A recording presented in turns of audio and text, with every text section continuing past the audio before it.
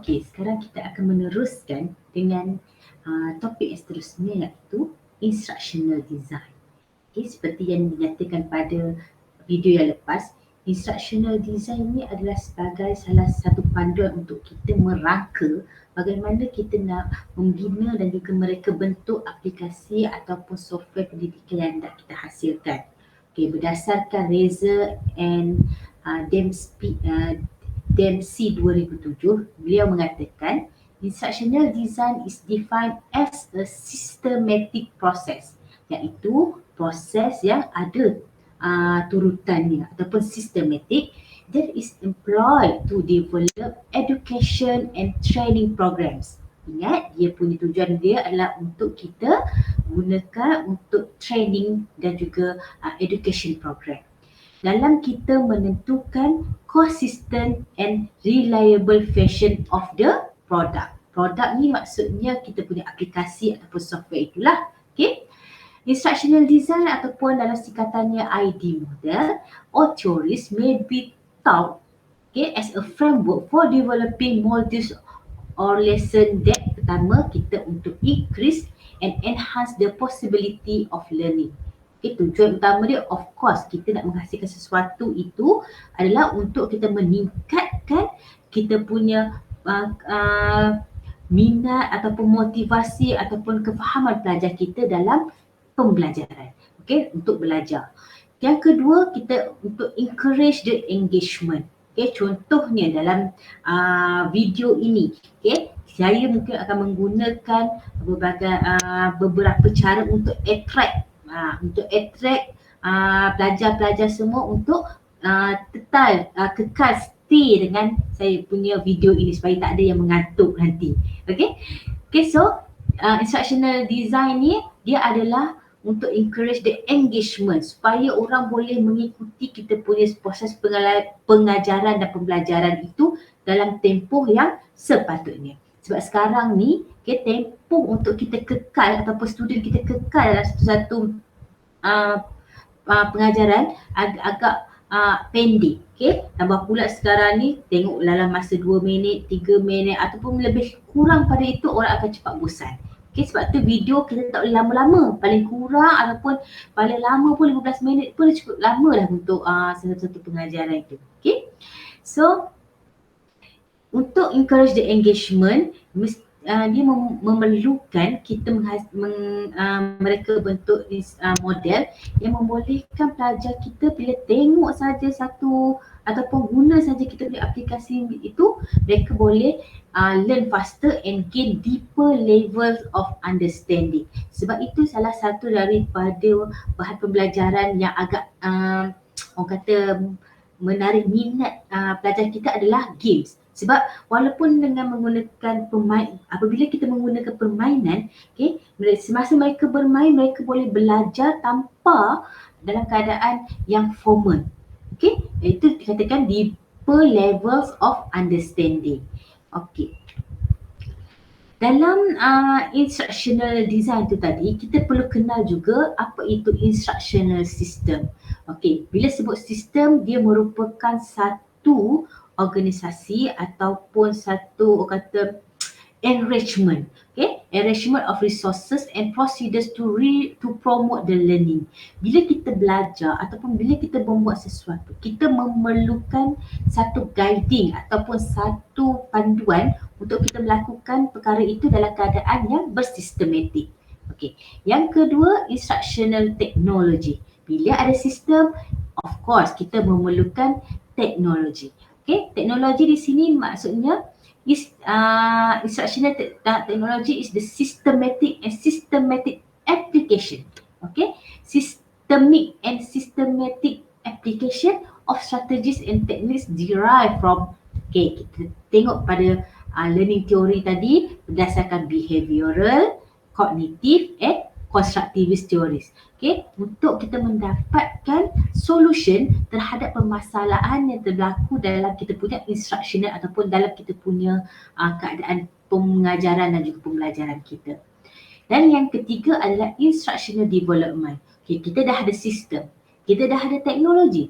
So macam mana kita nak menghasilkannya dalam melalui proses development. Okay, so development di sini maksudnya process of implementing the design plans.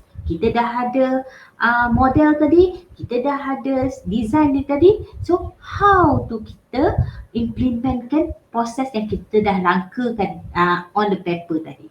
Okay. So itulah pentingnya ISD ataupun Instructional System Design. Okay, Instructional System Design dia melibatkan tadi systematic process. Okay, dalam systematic process tu dia ada assessment and development of training solution, design specifically for the purpose of formal training delivery. Okay, kita akan merangka sesuatu apps ataupun sesuatu produk software, educational software ni.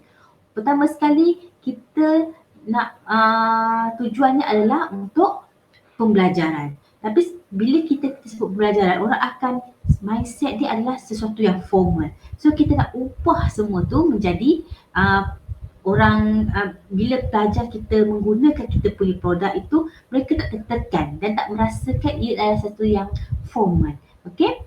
Yang kedua, the goal of ISD is to create successful learning experience and transfer of training. Okay, sebab itulah sekarang ni orang dah kurangkan daripada chalk and talk. Okay, sebenarnya video ni pun salah satu orang kata daripada kalau kita dapat merangkanya dengan betul ataupun dengan orang kata mengikut trend-trend yang terkini, dia juga boleh melibatkan pelajar itu untuk experience macam mana nak menggunakan ataupun mengaplikasikan pengetahuan dan juga kemahiran yang dia ada.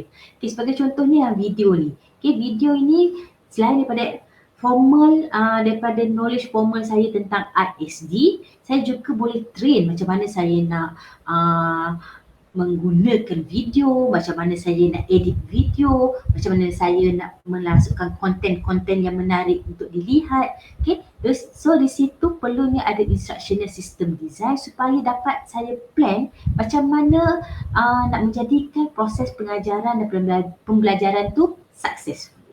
Okay, ISD dia ada 3 fundamental concern. Fundamental concern ni maksudnya dalam instructional system design tu kita kena consider 3 benda. Pertama adalah identifying the goals. Okay, di sini maksudnya kita kena identifikan apa objektif pembelajaran kita pada hari itu.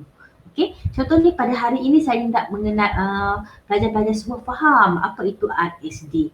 So saya akan memperkenalkan bagi tahu pada student apa tujuan video ini dihasilkan.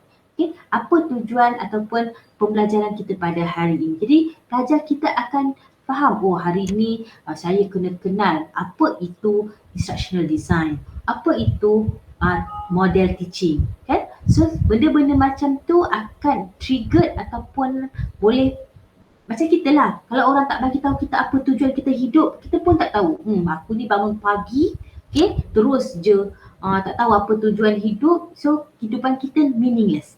Okay, bila kita membuat sesuatu tu perlu ada tujuan ni. Bila kita dah ada objektif pembelajaran tu, kalau dalam konteks sekolah, of course kita ada panduan kita iaitu DSKP tu. Okay, so kita akan tengok hari ni untuk topik penomboran contohnya. Okay, pelajar perlu apa-apa. So kalau dia memerlukan kefahaman, jadi apa strategi kita dalam pengajaran kita untuk memastikan pelajar itu faham dengan apa yang kandungan dalam pembelajaran pada hari itu. Okay, strategi ni banyak. Ada cooperative learning, ada challenge based learning, yang terbaru ni ada game based learning. Okay, beberapa strategi pengajaran tu dia banyak tapi semuanya bukanlah kita boleh mix and match macam yang Dr. Hafiz cakap tadi untuk menjadikan satu aktiviti dalam kelas kita tu menarik. Dan untuk memastikan keberkesanan kita punya aktiviti dan strategi tadi, perlunya ada evaluating proses. Okay, evaluating ni untuk menentukan aktiviti kita itu sesuai atau tidak untuk mencapai objektif pengajaran kita tu. Okey, contohnya kalau dia memerlukan kita punya objektif tu hanya pada takat pelajar perlu faham. Okay, Mungkin aktiviti dia lebih kepada sesi soal jawab ataupun mungkin mungkin ada aktiviti permainan yang dia perlu melibatkan aktiviti kognitif sahaja. Okay, tapi jika dia memerlukan objektif dia adalah menghasilkan, contohnya menghasilkan video contohnya. Okay, so dia punya aktiviti mestilah ada melibatkan hands on ataupun tutorial ataupun mungkin satu orang kata project base. Di situ kita perlu kenal pasti kita punya matlamat, strategi dan juga kita kena evaluate. Evaluate pula macam kita dah tahu ada beberapa cara ataupun ada beberapa instrumen yang kita boleh gunakan bagi memastikan proses evaluating tu. Okey.